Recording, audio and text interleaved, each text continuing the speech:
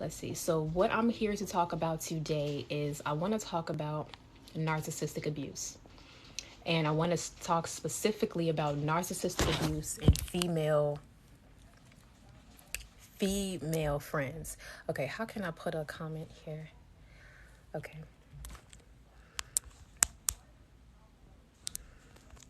Narcissistic abuse.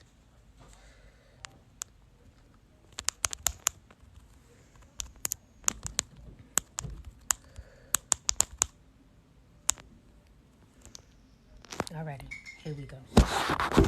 So, oh, there we go. Hey, Vic. Hey, little sis, how are you? Oh, wow, I have my little sis is finally on my TikTok. You gotta follow me so I follow you back, okay? You doing okay though, little sis? You okay? Good. All right, y'all. So let's go ahead and talk about narcissistic abuse and female friendships, okay? So the group that I'm getting ready to talk about is, let me turn the brightness up on this thing. So let's see if you can see this picture. Actually, let me do this. These are the women. Let's clear it up a little bit. Is there a way I can flip this camera around? I can, or can't I? I don't think I can. I don't know if I can or not. But this right here is the picture. I am number 3, okay, on the far left. Me. That is me. These are all of my line sisters. Let me see if I can. Hold on, y'all. Because I need you, y'all, for context, y'all need to see what these people look like. Hold on.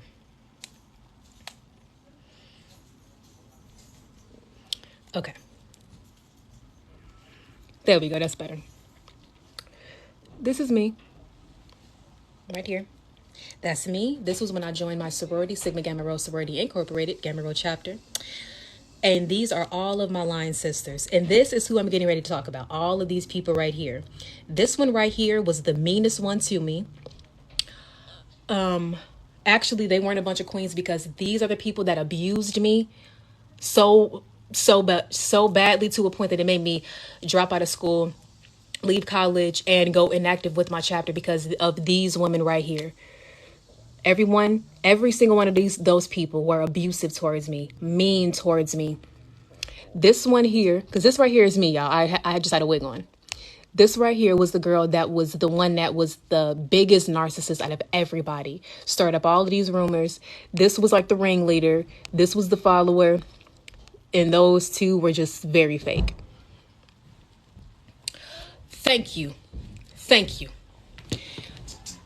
Thank you. So let me tell you. So basically, what happened with this situation is when I first joined the sorority, Sigma Gamma Rho, when I first joined the sorority when I was in college, I joined my sophomore year. Okay? My sophomore year, spring semester. Now, when I joined the sorority, what basically happened is you have like your process. And the process is X amount of weeks. I cannot say how long, but it's X amount of weeks. Throughout the process, you all are supposed to be getting to know, your sisters and everything, and they call you your line sisters. It's supposed to be a bond. There was no bond with these women. These women right here, from the jump, from the get-go, they instantly just had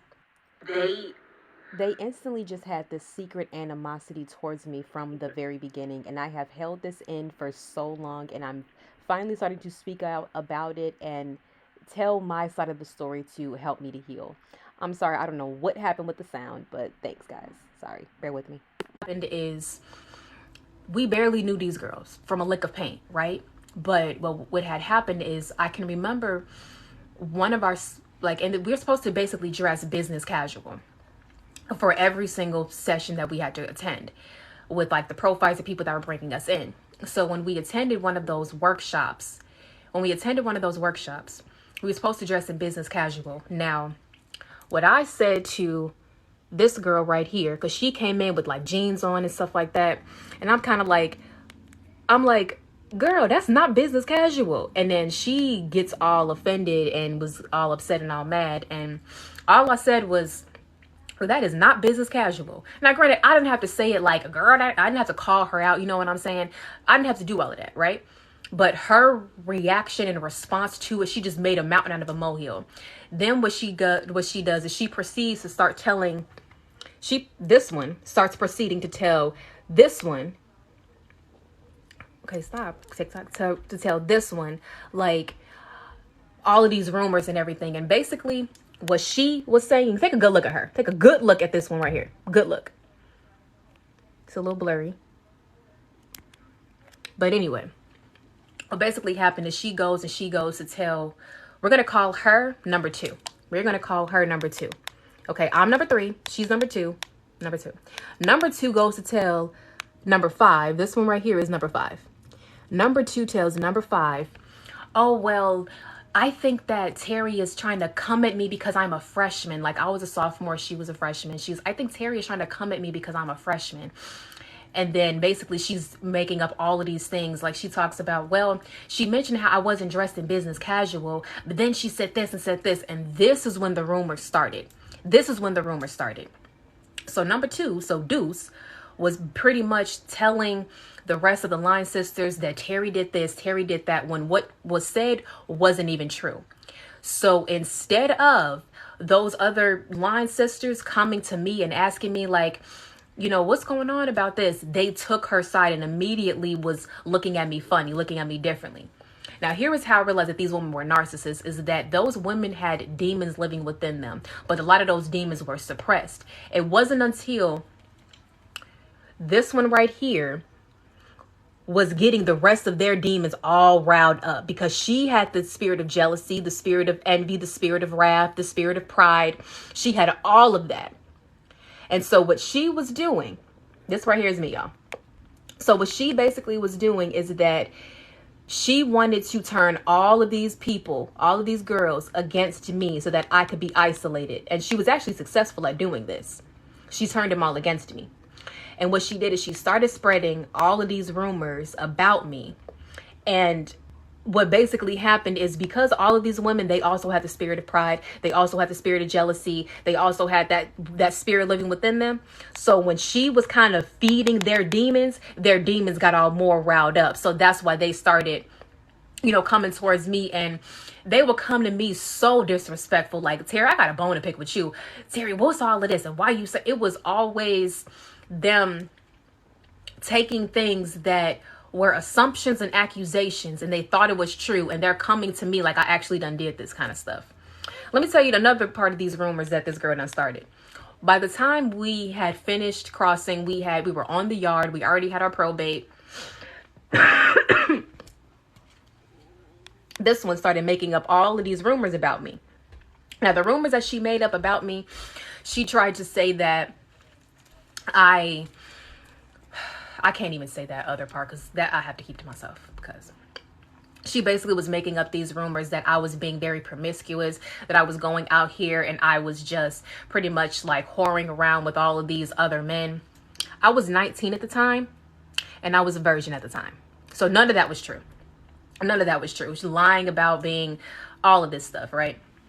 So what happened is that when she had made up that rumor about me, it was not really believable, because everyone had knew that I was a virgin at the time at 19, right? So then there was another rumor that, okay, I'm gonna have to just say, I'm gonna air this shit. I have to say it because it's gonna make sense. This one basically tried to say that, okay, listen, while I was online, I was in this pageant that was hosted by the fraternity Phi Beta Sigma, okay? And basically what happened is I had got real cool with those people. Like, they were really cool, whatever, right? And what happened is, after we were on the yard and everything, this one right here went to the rest of the chapter and made up a rumor and said, oh, Terry wants to be made by Phi Beta Sigma. Wants to be made by a fraternity. What does that mean? That means they take wood and they paddle you. That's what that means. Basically, it's made up a rumor that I was going to go to another fraternity where I was in their pageant, and I was going to ask them to pretty much haze me. That wasn't true at all either. And then when this is the one that made the rumor. When she made the rumor up and she went and told the whole entire chapter, everyone in that chapter was going off on me. They was looking at me, they was going off, and we was like in a group me chat, and they're all like, nah, it's like, Terry, how could you do this? Like, bro, you making us look bad. All of this, like, all of them attacked me. Not one time did they ever say, is this even true? Not one time did they ever ask that, but they pretty much believed it. So what this says is that when you have one culprit that's manipulative and deceitful and making up lies and rumors about people, when you go to other people that lack emotional intelligence, that lack emotional maturity, that lack that groundingness within themselves, they are so quick to believe something, especially if they have a secret underlying animosity towards that person. The fact that I am a beautiful woman is another thing. That's beside the point. So clearly we can see that these women were jealous because I'm prettier than them. I know I'm prettier than them, but that's beside the point.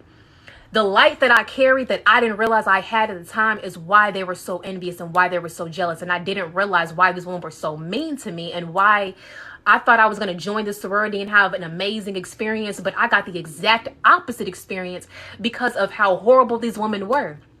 And let me tell you something. This girl was not even supposed to make it in. She was supposed to get the denial letter, but they accidentally sent her the acceptance letter by mistake. Let me tell you something else about this girl. This girl was a gang stalker. She would see me in the library, in Milner Library at Illinois State University. She would see me at Milner Library in the school, and I would always be on the third floor. The third floor was like the social floor. That was like where people would go to have groups and stuff. They would have like the therapy dogs come and stuff like that. So they would have like booths. They would have all of this. So what I would do is during my sophomore year, that fall semester, I would always sit in like I would always sit at the library on the third floor, sit in the booths and everything, because the booths, they had chargers. So I wouldn't want to charge my stuff and everything. So what happened is this girl right here, she basically would say that she would see me all the time in Milner Library. So what'll happen is that, this girl, number 2, what she would basically do is she would sit on the 4th floor. Now in our library, the 4th and 5th floor, those are the quiet floors. Okay, no talking, quiet floors. Like every college library has that. So what happened is the 4th and 5th floor with the quiet floors, this one always sat on the 4th floor. I always sat on the 3rd floor. This is me. So what happened is she basically would see me all the time. So you know how when you have that light about you, you stick out like a sore thumb. So for context, the 3rd floor is a social floor. It's so many people. It's groups of people all over the place. You have people in groups, but you also have people sitting alone. You know what I'm saying? I wasn't the only student sitting alone. But the fact that she saw me and was drawn to me was because of my light. It was because of my light. She was so drawn to me. So what had happened is that this girl knew of me before I even knew that Shorty existed. Talk about a fan. Talk about a fan, baby. Talk about it. She was a fan. Clearly would see me all the time. And whatever she thought in her head, like whatever it is that she thought. Maybe she's confident because she's sitting by herself. Maybe she's this or whatever the case is. But basically what happened is that when I go to the informational for my sorority, before I had even got accepted to be on the line and everything like that, I went to the informational at the start of the 2nd semester. So when I was sitting there with one of my pageant sisters, right? And what happened is I was sitting next to her, and this girl was there. She was sitting like towards the back. I was sitting like in the front row. She was sitting like, towards the middle, kind of like blending in. And she's like, this one was like, yeah, I saw you at the informational. You were sitting next to Marissa. And then she's like, yeah, I saw you. So this girl been stalking me. She was stalking me, bro. So the fact that she got that she was accepted in the line when she wasn't even supposed to be accepted, and the fact that she had me right there, it's like it was the devil's playground for her. It was the devil's fucking playground. So what happened is that, because how is it that you know about me? You know who I am. You be knowing that I sit on the 3rd floor. You be knowing that I was here. It's like fans be watching you. They stalk you. They watch you. That's a narcissistic tactic. She stalked me since the moment she saw me. It was like her. I don't know what it is, but her.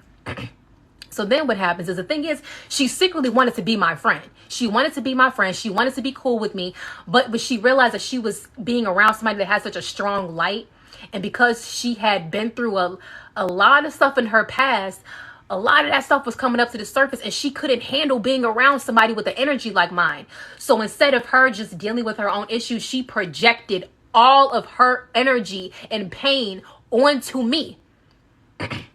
Right now, y'all, I'm purging a lot of emotion I have been suppressed. So if anybody ever tries to police how I do this in this life, I'm kicking you out, because don't try to police me.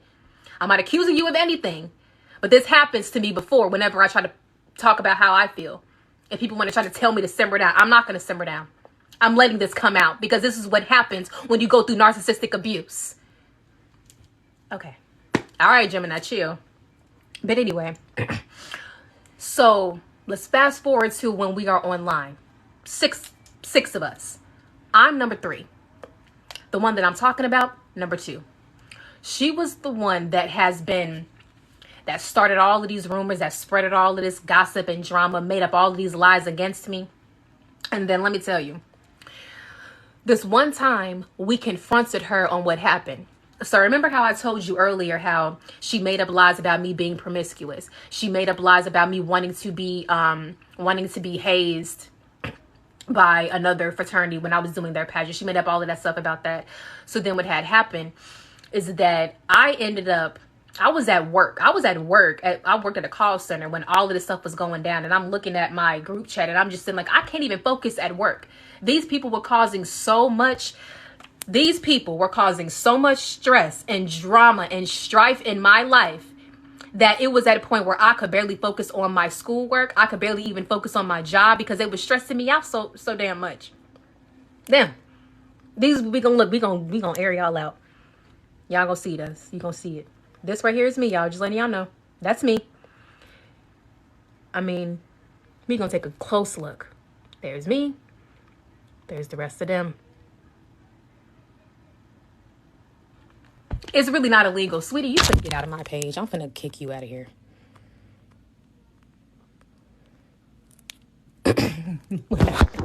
Okay, so if you're new here, are you new here? If you're new here, I'm doing a story time about my narcissistic abuse from my sorority sisters, okay? It's my page. It's my platform. I can talk about what I want to talk about. Trolls will have to get away. Anybody want to be a moderator for this thing? And if you see people trolling, can you just please escort them out of here? Anybody want to be my moderator? Don't. Anyway. So let's go back. Where were we? Thank you. Someone said I'll do it. Okay. Thank you, babies. Ooh, go back. Thank y'all so much. Hold on, y'all. I'm trying to do this. I think I have to add you as a moderator. Damn, bro. How do I... Okay. Hold on, I'm adding you all now.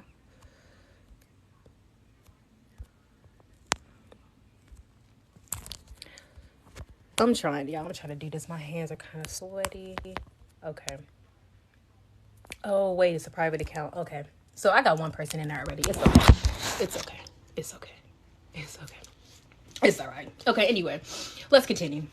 So what happened basically later on is that when the moment that we ended up having to, hey, boo, girl, I'm airing out all the Gamma Rose shit. You know exactly how horrible these people were. You already know. Anyway, so basically what happened is that when we went to confront this one about what had happened, about all the rumors that she was creating, What does she do? What is the one thing that narcissists always do? They always play the victim. They always play the victim. So what basically I had to do when all of this stuff was going down in the group chat and group me and everyone's going all off on me over some rumors that wasn't even true. And this is what shows when you have a group of women that are narcissistic like that and flying monkeys and enablers, they'll sit up there and believe the villain and not even believe the victim. The person that's being personally victimized, they'll look at them all because if people are quick to believe a rumor about you before they even know if it's true or not, it's because they already had an issue. My own pledge mom, Danny, is the one that even was the one that believed that shit. And it's exactly why I'm cooler with my grandma than I am with you, Danny. I'm cooler with Trey. I love Trey. Okay. Anyway, that's exactly why. So what had happened is I ended up having to reach that day when all of this stuff was going on in the group chat. All of my pro fights, and not like I had a bunch of pro fights, was all attacking me and everything. The ones that brought me in, it was crazy. So what I ended up doing is I ended up texting one of my pro fights, the one that I felt was that I could trust, one that was real cool, right? So what had happened is her name is Jean. Okay, her name is Jean. She's a part of the LGBTQ community like me. Okay, so love her. We tend to be more empathetic. You know what I'm saying? So what had happened is, not saying that people that are not a part of not to say that straight people aren't as empathetic, but you know, we LGBTQ community people, they pull at their heartstrings because they understand what it's like to live. You know, we get it. we get it, girl. Anyway, so what had happened is Jean was the realest one because she was the only one that apologized when she knew she was wrong. Now, Jean was one of the people that believed it too. She had at first believed it and was kind of going off.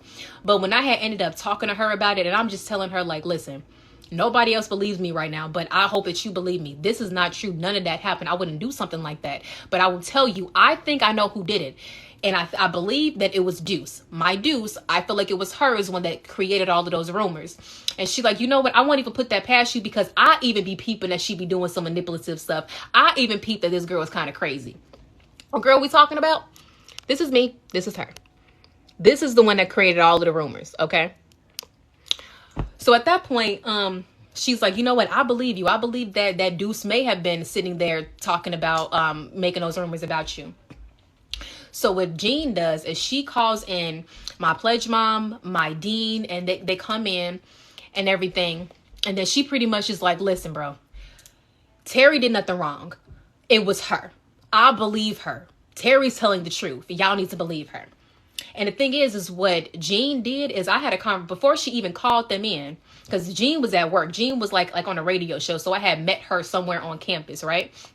Because my job was also kind of like on campus. So when I had left my job on campus, it was late at night. I had went to where she was at on campus, met up with her and stuff like that. And we had a conversation one-on-one. And she had told me, she's like, you know what? I do want to apologize. And I want to say that I'm sorry for accusing you of stuff without even asking if it was true or not. Like, that was wrong of me. And I don't like being like that. So I do apologize. And I'm like, thank you so much. I appreciate that. You know, stuff like that is beautiful memories, right? I love that about her. The rest of them, they was too prideful to admit. They was too prideful to apologize. And then when Jean called in her pledge mom and my dean, and well, my pledge mom and my dean and everything, and was telling them about it, then they didn't apologize. They didn't apologize for going off on me and accusing me. No, they just was, well, what is this issue that she has with you? Why does she keep doing that? Like, no, baby, apologize. But I'm not entitled to their apologies. So if they didn't want to do it, that's fine. But they still were in the wrong.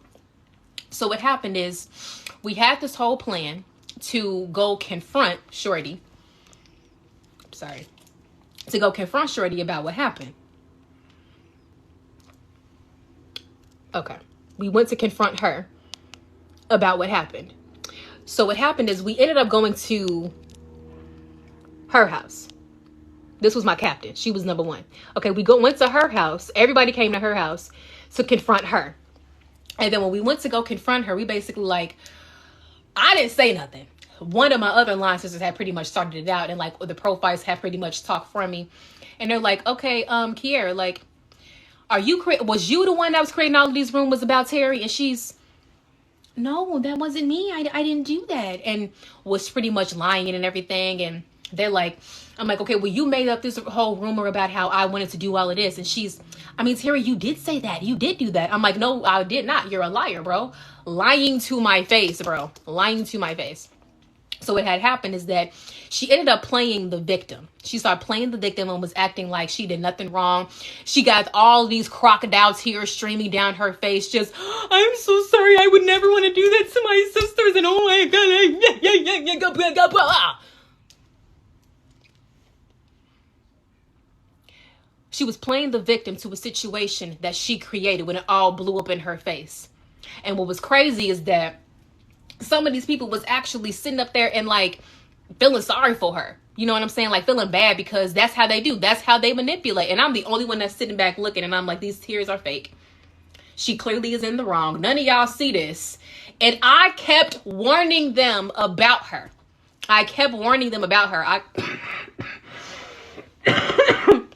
We getting this throat chakra activated, okay? I was the one that kept warning everybody about her. I'm like, no, this girl is crazy. This girl got issues. She make up rumors about everybody. Like, y'all really need to watch out for her. This girl is not loyal. Like, but nobody wanted to believe me.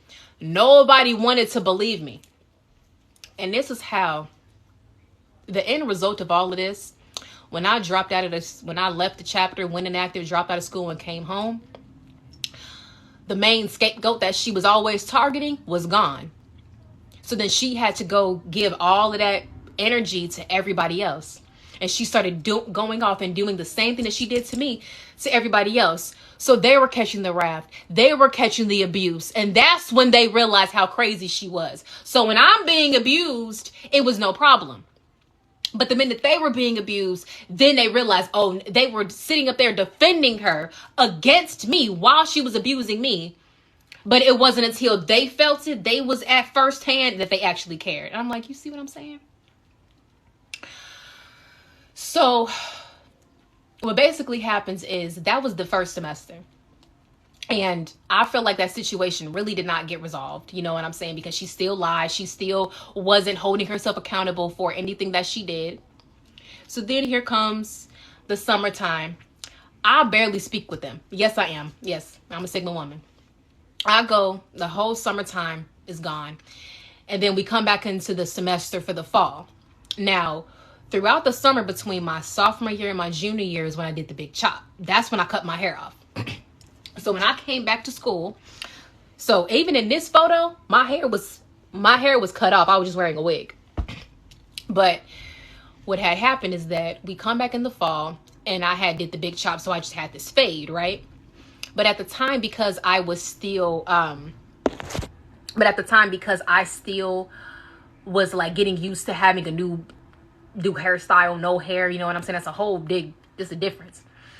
And on top of that, I did not chop off my hair because I wanted to. I chopped it off because I had to. I was suffering from traction alopecia. So it was one of those things where I had to cut it off, whether I wanted to or not. So I had to get used to it. And then the mix of me getting used to not having any hair, having to chop off all of my hair at 20 years old. Before the same year I turned 20 is the same year that I had to chop off all of my hair. My hair fell out into a mohawk.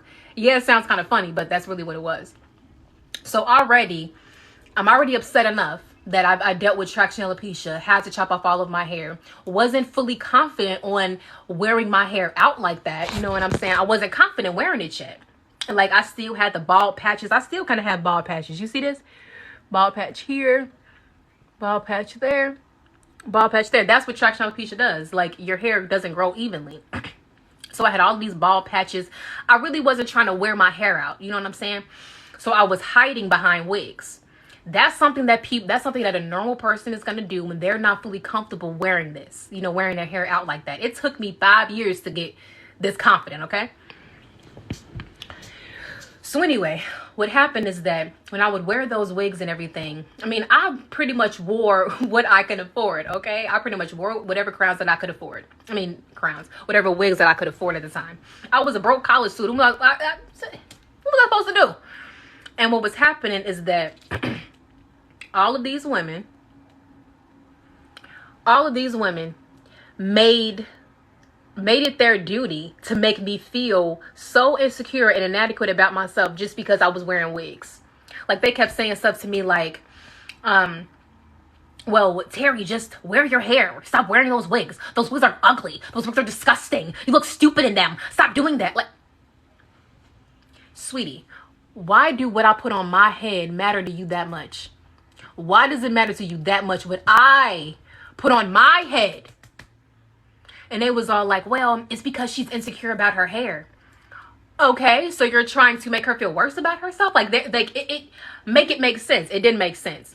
It was definitely ridiculous. It was that they felt that they had finally a reason to make me feel inferior. So they took something that I could not control and made me feel bad about it. Like, you have to be the worst type of person. That's like you going up to a veteran. That's like you going up to Lieutenant Dan that had lost both of his legs in the army and saying, man, why don't you just get up and walk? Like, get out that wheelchair and walk. Where are your legs? That's why you ain't got no legs. You really gonna make fun of this person for something that he can't control? You are a horrible person. Those women were just bad women, just horrible women. So, let me say this other thing, because I know I'm kind of all over the place with this, but when I was in this pageant, while we were crossing back in the spring, we joined the spring of 2017. Spring of 2017, okay? Throughout that time, I was also in this pageant. Now, I had committed to doing the pageant before I was accepted to be on this line. So I was able to do both, okay? So what had happened was, this was the very first pageant I had ever been in my entire life. So I was very excited. It was something new, whatever the case was. And what had happened is like, you know how when you are excited about something and you want to tell your friends about it. So whenever we were online and like we would have like the line sisters and I would have to get together and talk about stuff. You know, we would just have like regular conversation, make small talk. And one of the things that I would do was I was saying like we had learned, like I was basically talking about like, yeah, y'all, like I had learned this in the pageant and I'm doing this for my pageant. And when I have my pageant, and I was talking about it because I was excited about it. You know what I'm saying? I want to share my joy with other people, share my excitement with other people. But you know what all these women did? Anytime I talked about the pageant, they rolling their eyes, scoffing, rolling their eyes, getting on. If you talk about this pageant one more time, we don't care. Stop talking about the pageant. We don't care. Like, no matter what, I couldn't win for losing with these women. No matter what I did, they always made it their duty to make me feel bad about myself. So what had happened was, you know, they ended up coming to the pageant. They had to come because our profiles was saying, y'all need to go there and support her. That's your line sister. But honestly, they wouldn't have came if they wouldn't have came because they didn't want to. But they did it because they had to. So when I was in this pageant, the very first one I was in, you know, it was 5 of us in the pageant, 5 pageant contestants. Only 3 could place. Now, I was not one of the top 3. So that pageant, I did not place. But you know what? That's okay because I was proud of myself for getting out there and going up and doing it. I was proud of myself for just committing to it the whole time. And on top of that, all of the girls in the pageant, like all of our pageant sisters, we had grown so close. Like I was closer to my pageant sisters than I were to my line sisters. And we was the same time. It wasn't supposed to be like that. But like my pageant sisters came to my probate, right? So me and my pageant sisters had grown so close that like we wanted everybody to win. You know what I'm saying? Like even if we didn't win, we were happy. So like when the girl that had won, we were all so proud of her because she was the one that struggled the most. And we had this thing like a pretend pageant that before the actual one. Now in the pretend pageant, I placed second. And the girl that won the whole pageant didn't even place in the pretend pageant. So she didn't place in the pretend pageant. She struggled a lot. And then by the time the actual pageant gets there, she wins the whole thing. We were all so proud of her. So we were just kind of like, when they called out her name, like when they had called the first 2 contestants, I'm like, I don't know, man. I don't know. So then they're like, she's worked so hard and she's overcome a lot. And I'm just like, it's Tyra. Tyra done won, right? So when they called her name, I'm like, yep, I knew it. And like all of us, like we all clapped for her, like her reaction, like all of us were so genuinely happy, right? And that's what I love. That's what I love. It was supposed to be like that. It was not even a competition. and my parents were there, and I know I'm digressing, talking about the pageant real quick, but my parents had came down and they were like, you know, are you okay that you didn't place? I'm like, I'm fine. Like, I am cool. Like, I genuinely was okay with it. So a year later, I did another pageant. I did a second one. It was Miss Africa. So I did Dominican Republic of Congo. So Congo, Dominican Republic of Congo. And I placed second. I was first runner up. So yes. But other than that, you know, they weren't going to let they had to let a real African win. You know what I'm saying? So like the one that won was an actual African. The other two people that placed, we were African American. Okay. So yeah. But pretty much what happened is, like I told you, I was cool about not placing in this first pageant. But what happened is my line sisters had rubbed it in my face that I had lost. Like, they were like, yeah, I was... Let me show you who the one who said it. This one right here. This one right here. The big one. She was all like, well, I was watching you walk, and I was watching you walk in your heels, and you know, you was wobbling, you was moving back and forth, like you looked like you couldn't walk in those heels. I see why you didn't place. And then this one talking about some, oh my gosh, Leah, that was so funny. That's so wrong. So you gonna basically rub it in my face that I lost. You got to be such a jealous, miserable little girl to rub it in somebody's face like that. So what happened is like, they expected me to get all sad or whatever. But I was just like, okay, all right, cool. Like, they wanted a reaction out of me, but they never really got a reaction out of me. It's like, how you gonna tell your person that's supposed to be your line sister, that's why you didn't place? Like, that's why you lost.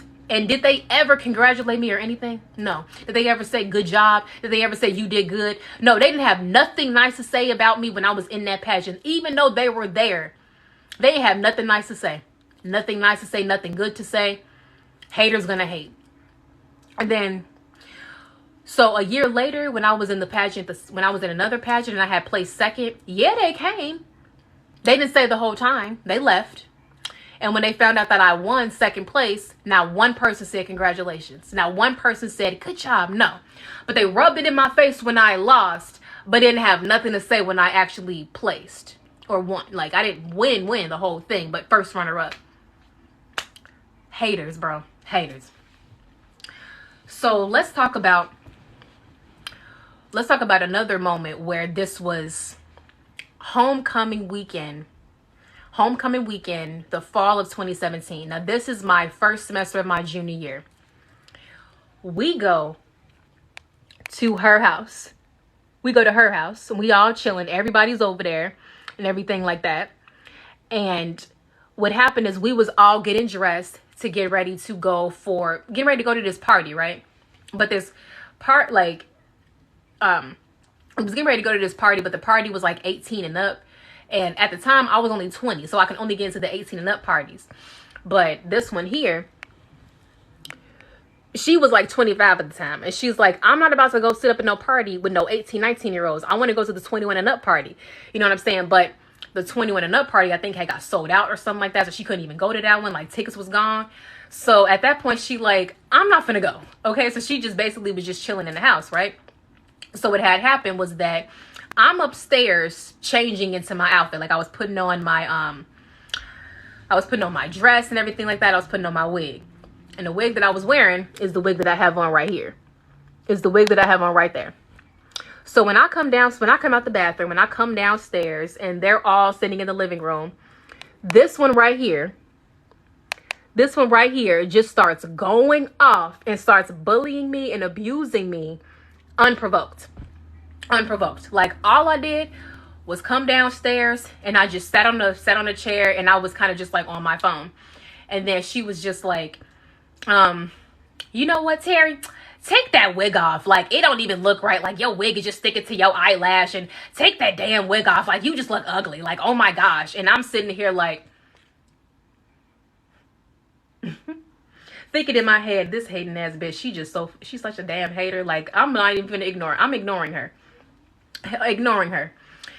So then at that point, she's talking about well, you know what? If you don't talk to me, I'm going to come over there and beat your ass because you're not listening to me. Like, because I was not allowing her to disrespect me, now she threatened to beat my ass. And I still didn't move. I still didn't even look her direction. She over here, and I'm just like, and that's I'm going to come beat your ass if you don't pay attention to me. Get off that phone. You're being disrespectful. And so what I do to piss her off, I go on Snapchat. I don't have Snapchat no more, but I go on Snapchat and I'm just like, selfie, pretty. Oh, so now you're going on your selfies and now you're making yourself, and such a hater, bro. Such a hater. Like, baby, if you a hater, just say that. If you want to lick my pussy, just say that. Okay, I'm sorry. Like, honestly, like, did this girl have a crush on me or something? Because what's the problem? What's the problem? What's the problem?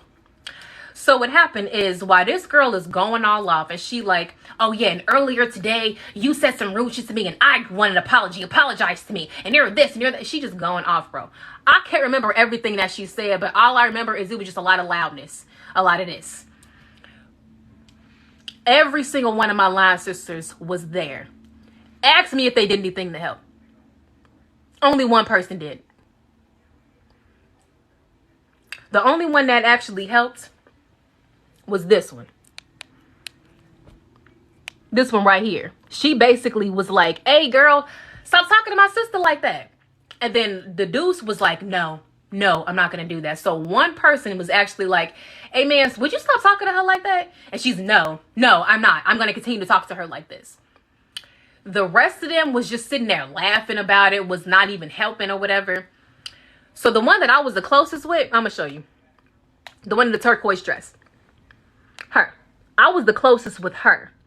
So when I go up to her and I'm like, Jen, BB, come on, let's go. Let's get out of here. Can you please, like, I'm basically trying to get her to like come help me or whatever. I'm like, can you come get your sister or whatever? This one, she in the corner taking pictures of herself. Having a whole photo shoot. Like some girl was taking a whole photo shoot of her in the corner while all of this stuff is happening in the living room. And I go over and I'm just like, hey Jen, can you help me? And she like, basically Jen was like, nope, you go over there and go deal with her. She just gonna kind of dismiss me and just go shoo me away, knowing all of this was happening. And at the time, y'all, I didn't have my own car at the time, so it wasn't like I could just get up and go walk away. We were at my captain's house, so she lived far off campus. I was nowhere near home. Like, her campus was like, her house was like 10 minutes off, a 10-minute drive off campus. I had nowhere to go. I couldn't, it's like, it was at nighttime. It was mid-October. It's cold outside. I honestly felt like I couldn't even escape that shit. I felt like I had to just sit there. You know what I'm saying? It's not like I could just, if I had a car, I would have got in my car and drove off. I would have went home. But I couldn't do it. And then the people that I felt I could trust wasn't even there to help me. Okay. So then what happened that really blew me is how she, like, the more that she kept talking, the more I was ignoring her. Like, I'm telling you, it took a while before I even said something to her. So as I'm sitting here, you know, I had ended up like moving from one chair. I ended up like moving over to the couch or something like that. And I'm over here sitting on the couch. And then she starts standing in front of me and she's sitting here getting all up in my face. So basically I stand up and I'm about to move out of the way. And when I stand up, this bitch, let me tell you which one did it. This one right here. I'm going to snatch my phone out my hand. Snatch my phone clear right out my hand. I had like this, she went. And at that point, that's when I had to get up and say something. I was just like, no, bro, give me my phone. And at this point, she was all, are you going to listen to what I'm saying? Give me my phone. I pay for it. Give me my phone. And I walked off. Snatched the phone back out like, I didn't snatch it out of her hand. I said, give me my phone. She gave it back. I snatched that shit and I walked around. I had walked off. The minute I stood up to her is when the minute that she kind of cowered a little bit. And she's sitting here screaming all up in my face, talking about some, get off your phone. Get off your phone. Before she snatched it, she's, get off your phone. And I'm just like, no. All of this stuff, she getting all riled up. And I got a lot of stuff going on. And you're just making shit worse. And I'm just, sweetie, whatever problems that you got to deal with that yourself. So all of this rah-rah and all of this stuff, I wasn't realizing at the time that I'm being traumatized. Was not realizing that I was being traumatized at the time, but I was. And none of those women was there to help me, but they supposed to be my line sisters. Okay. So basically what happened is I ended up what happened is, like, once she ended up calming herself, like, she eventually calmed herself down. And then she's sitting here like, you treat me like shit. You treat me horribly. But really, that's a projection. So finally, the big girl, the captain, Leah, was like, okay. She like, okay, Kiera, listen, G. We done told you multiple times. If Terry don't want to fuck with you, she just don't want to fuck with you. Why are you trying to force it? Why are you trying to force it? She couldn't even answer that question. It's like she so desperately wanted. It's like she abusing me, but then turns around and is like, well, how come Terry doesn't want to be my friend? You see how delusional narcissists are? The person that they treat the worst is the one that they love the most, the one that they admire the most, the one that they want to be like, the one that they are so obsessed with. Their main supply is the one that they want to be. She wanted to be my friend, but she did not know how to be. So she thought if she were to abuse me, that was going to work. But she didn't realize that if you abusing me, I'm going to leave you alone. She didn't get that, though. So while she's sitting here telling them, like, well, Terry just does this to me. Terry didn't do jack shit to you. Anything that Terry did to you was a response out of something that you did to her. And even when I had knew deep down that when a lot of stuff that she was doing, I was still choosing to spare her. Because I had realized that this girl had been through a lot of stuff in her own life. She was adopted. Her mother left her. She had a twin. Well, she has a twin. Her mother was on drugs, abandoned her at childbirth. She grew up in the foster system, grew up you know what I'm saying? Went through a troubled childhood. So I was able to understand, but I don't condone this abuse because, baby, I'm not your mama that did this to you. Baby, I was 1 year old when you were born. So all of that energy that you have towards your mommy, go off on her, not on me when I ain't done shit to you. But it also shows that narcissistic people, they be in cahoots with each other. That even when they can see that somebody's being abusive, when it's that specific person, that target, that scapegoat, it doesn't matter. They will sit up there and condone the abuser against the scapegoat. So when I was sitting up here watching myself be abused, be traumatized, and none of those people helped me, I was like, okay, I see how it is. I see how this is. Okay, I see. And that's when I realized, I'm like, these people ain't got my best interest at heart. They don't give a fuck about me. So, so what happens is the very next, that homecoming, that was like a Saturday. The very next day, there was this thing called a neophyte. Our neophyte is where you have 1 year into your sorority, 1 year into the chapter. So it wasn't our neophyte, it was the fall 2016, their neophyte, which is same as homecoming weekend. So when we were there, our prophytes, all of those people had came down and everything like that. And the prophytes loved me. They loved me. The one from the fall lines freaking loved me. So now mind you, this was the day after all of that trauma stuff had happened, when two started going all off. We were at Captain's house and nobody helps me. So I'm already very emotional. You know what I'm saying? Holding this all in. And I remember feeling very overwhelmed. And because basically what she did is she threw all of her negative energy onto me. And I had pretty much adopted her energy as my own. So what had happened is I called my sister, my blood sister. I called her. She in college too. And I called her breaking down, crying. And I explained to her what happened. And she why are you calling me crying? Why are you letting her energy be your energy? And I'm like, you right. So at that point, I pulled myself together. I went back in there. And then all of the prophytes was being they were more loving towards me that day. They was all like, Terry, my baby, come here, give me a hug. And they giving me hugs and stuff like that. They was all over me and stuff. They're like, you just look so cute. Oh my gosh, I just love you. I honestly needed that. I really needed that extra love, because the day before I had felt so unloved. But the very next day, all of these prophytes is showering me with so much love in front of that girl, in front of Deuce.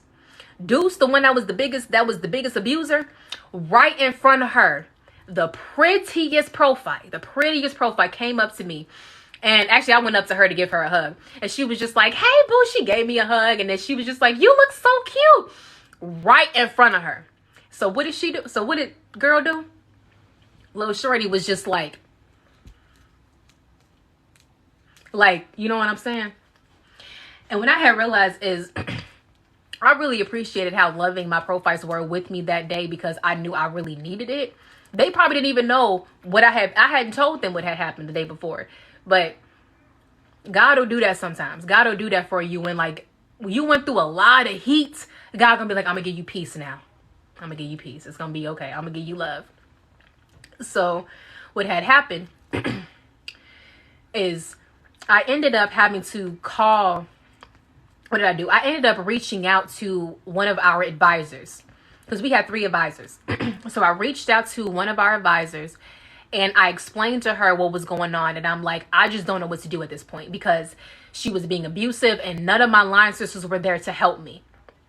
So then she's like, okay, we're going to have to basically do a meeting and talk about this. So this all happened during homecoming weekend, which was like mid-October of 2017. But when we were able for everybody to get together, because the advisor, she had to take like a business trip with her job and she had a bunch of stuff to do. So she's like, I won't even be available until it was like the weekend of Veterans Day. So like the second week of November is when we ended up having this meeting. So it was like a few weeks past that situation happening. And we had this meeting. So when this meeting happened, we were basically in this conference room in one of the dorms, and they were like, who would like to go first? The narcissist always wants to go first so they can sit up there and play the victim. And what happened in that room was a lot for me. It was a whole lot, because I basically felt that I was the one that was personally victimized and I was the one that was abused in the situation. But you got the villain, the abuser, playing the victim to a situation that they created. And then when she went first and started talking about the situation, of course, she did not tell the full story. Of course, she lied about certain things. Of course, she wasn't completely honest about everything. Of course, she hid out certain situations. Of course, she hid out certain details. And of course, she brought it all back to herself and made herself seem like the victim, seeming like whatever the case was, and was like, but she said some shit like, it was just like the last straw that broke the camel's back. And I'm like, girl, you are just delusional, because she sat there and played we're going to expose you, Kiara Dowling Garrett. This girl sat there and played the victim in front of everybody. And all of my line sisters knew that she was in the wrong. And they knew that what she was saying was a lie. But not one time did they ever say, nah, bro, that ain't what happened. Like, no, they didn't correct her. They didn't. So at this point, it's like, I'm sitting back and I'm watching all of these people I'm watching her just lie her ass off. And I'm watching all of them just condone it. And I was just like, so what happens is that she got to tell her side of the story. And then the advisors was pretty much like, okay, well, asking the rest of my line sisters, what do you have to say? What do you have to say? What do you have to say? Not one time did they look at me and say, Terry, what do you have to say? What's your side of the story? They forgot to ask me my side of the story. They forgot to tell me, you tell your side. I didn't get a chance to correct her wrongs. I didn't get a chance to tell my side of the story. I didn't get a chance to say what she said was a lie. I didn't get that. So what happened is, because I didn't get a chance to tell my side of the story, basically they're like, okay, well, why don't we just apologize to each other? So then basically she goes, okay, well, I'm sorry for what I said. I'm sorry for what I did. I did stuff because I wanted people to like me. I'm sorry. So at this point, this was my exact reaction. After everything that done happened, after she done abused me and then just played the victim, she done lied on me, and then want to turn around and apologize. Tell me if I was wrong. Please tell me if I was wrong. I was just like, wow, that's the first time that you ever admitted anything that you've done. And then at that point, she was just like, I can't. I can't. Oh my God, I can't do this. And that reaction is what got everybody all riled up. That's what got everybody all riled up, because the rest of my line sisters was looking like, what? Like, this one right here was like, she just apologized to you. She just apologized to you. The rest of the advisors was like, yeah, I actually thought you were going to apologize to her too. Hold on, what y'all saying about this?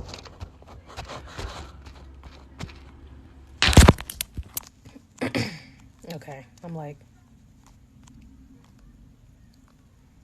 it was like, please move forward, because this would drive you crazy. I know, this is exactly why I'm talking about this now, because it's definitely been driving me crazy. Don't get mad because that's what they want. Why didn't you speak up? I didn't speak up because at the time I don't even know why. Maybe I just didn't have the confidence at the time. Maybe I didn't have the courage to speak up. Maybe I felt like every other time I did speak up, they gaslit me. So I was like, it's going to be a waste of my energy and my time. You got to speak up even when people don't want you to. Thank you. And that's another thing that I learned from that lesson. Speak up even when they don't want you to. Speak up. And that was my biggest regret of that situation, was not speaking my truth. Was not speaking up.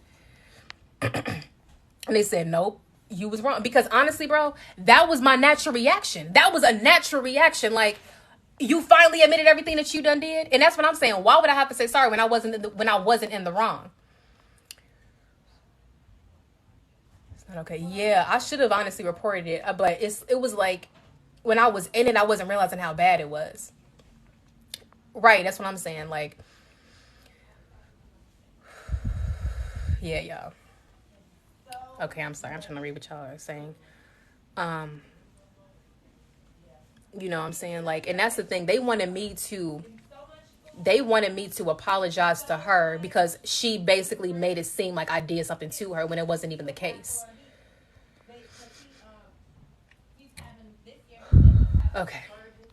PTSD. Yeah, y'all. Like, honestly, that shit did give me a lot of PTSD.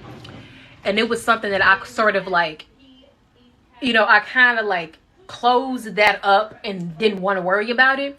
And I decided to heal everything else that I had dealt with in my life. Like, I had been through a lot. Like, this was college stuff. So before I had even got to college, I had already been through enough trauma. And that just made it worse. So I was just like, I don't even want to deal with this. So for years, I didn't even unpack that trauma. And I just unpacked everything else. But this is the thing that's weighing so heavily on me as to why I have to get it out. Because the Lord was telling me, like, the depression is getting worse. Like, the agony, the pain is going to get worse if I don't talk about it. I have to talk about it. I have to. And this is exactly why it went the way that it went all those years ago. Time doesn't heal. I mean, time can help, you know what I'm saying? But the wounds still have to heal, because this happened in the fall of 2017. It is the fall of 2022, and those feelings still feel fresh. You got to talk about it, baby. You got to talk about it. So what basically happened is they all got all riled up and they got all mad because I didn't want to apologize to her. So what happened is like, to shut them up, I was like, okay, fine, I apologize.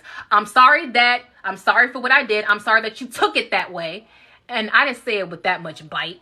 Okay, that's kind of how I'm saying it now. But I'm like, yeah, I'm sorry for what I did. I'm sorry that you took it that way. That's honestly how I felt, though. I'm sorry that she perceived what I did that was pure and innocent in such a negative way, when my intentions were pure for them the entire time. But she is the one that misconstrued everything that I did because she wanted to paint me out to be the villain. It would be little stuff like, if she sneezed and I said, bless you, she would have been like, well, how come you didn't say God bless you? You see, she hates me. Like, what the fuck? What the fuck? It literally makes you feel like you was going crazy, bro. So at this point, this is what I had to do. As soon as I said, okay, I'm sorry that you took it that way, every single person, it was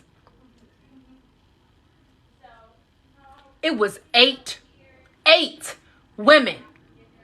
8 women in that room. 5 young women, 3 older women. Mothers. Young women and mothers, okay? 8 women. All of them at one time. No, you cannot join my live, sweetie. At one time, all of them said, all of them was just like, no, no, no. Are you God? What do you mean? Apologize. Like, they all just, at one time, all of them screamed at me at once. That's traumatizing. That traumatized me. Before I had finally healed through this. Like, I had worked through that and processed that pain, because I can now speak about this without tearing up and without crying. The last time I talked about it, I broke down because of how traumatizing that was. Like, what makes you think it's right for all of you women to go after one little innocent little person? Like, you can go after the tiniest one, like, but you see, I was the smallest one, but I had the most power. And it was moments like that that I had to live through for me to recognize how powerful my light really is.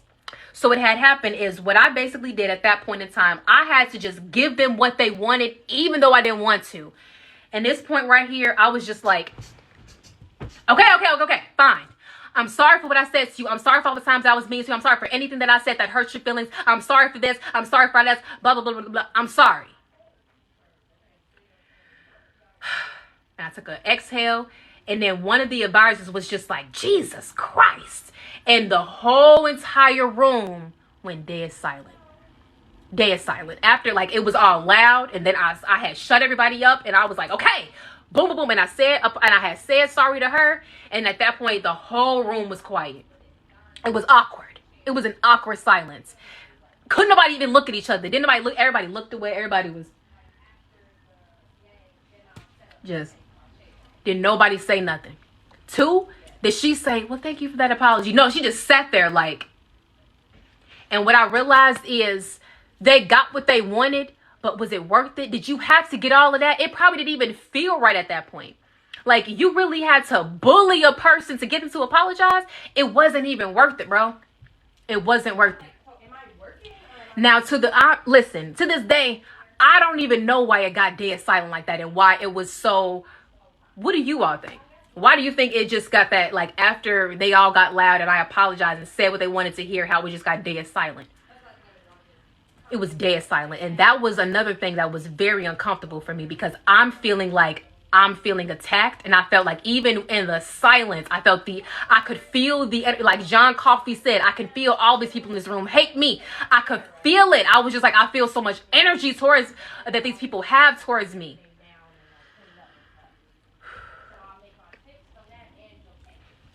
And that's what I felt like. Even in the silence, I just felt like it was so much energy just directed towards me. And I had to just sit there and stay calm. Like,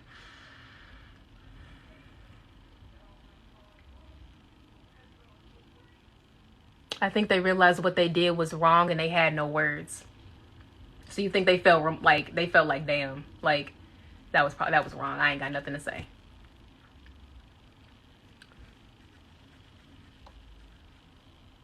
They probably realized they were bullying you right then. Yeah. And the thing is, you know how when moments like that happen and everything gets quiet, everything feels awkward, you have and like all of this stuff happened. Like, I didn't know what to think at that point in time. So it was like, I'm reading y'all comments because I thank y'all. It was like, you didn't say enough, then you said too much. Yep. At first I said what they didn't want to hear. Then when I told them what they wanted to hear, then it was just crickets. Because as long as they had a reason to hate you, meant they could keep mistreating you. So basically, they didn't have anything else to say. Yep. Thank y'all so much. I love y'all feedback.